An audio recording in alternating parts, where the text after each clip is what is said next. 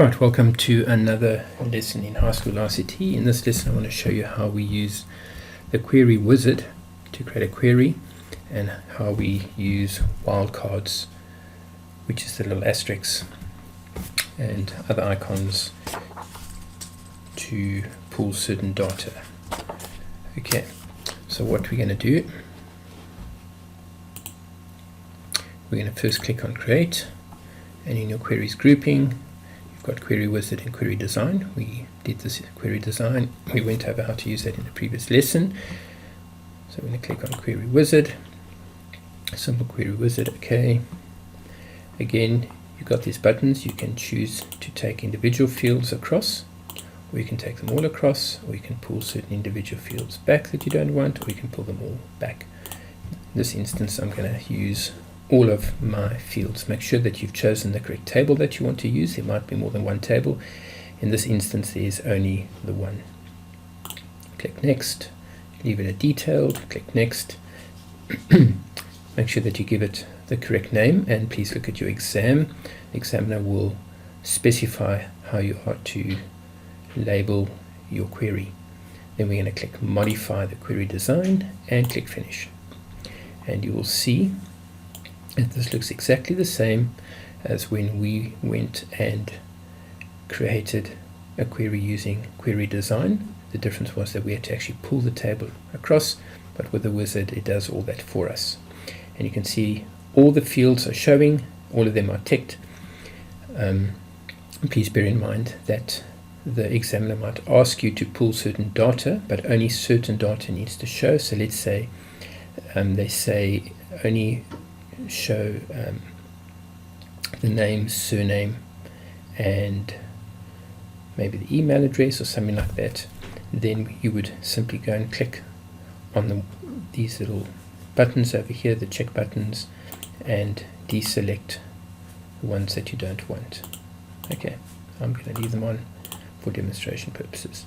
So if we go back to our table, I want to run a query where I have all the students who are in year 10 and have a Gmail account. So back to my query, and I'm going to go to here. I'm going to say criteria. I'm going to put 10, and what else could we have? Let's say we want marks that are greater than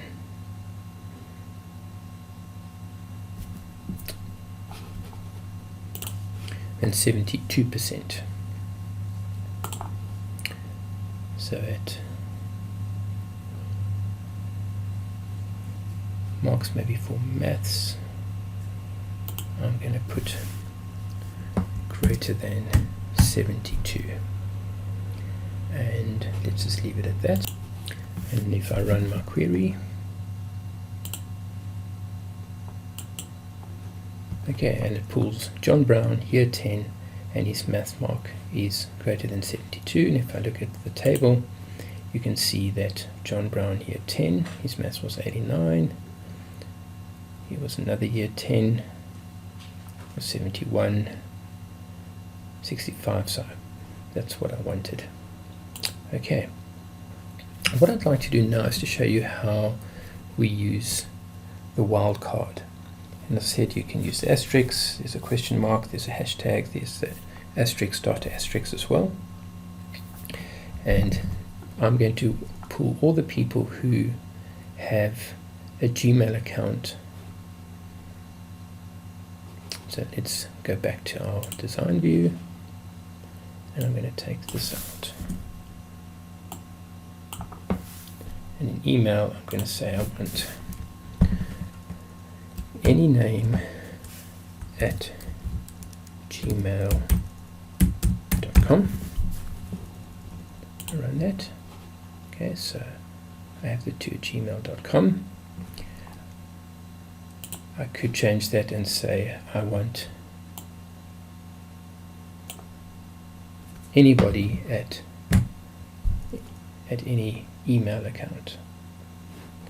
And if I run that, there we go. Okay, so that in essence is how we use the query wizard to create our query, and how we use our wildcards. In our next lesson, I want to demonstrate how we use runtime calculations.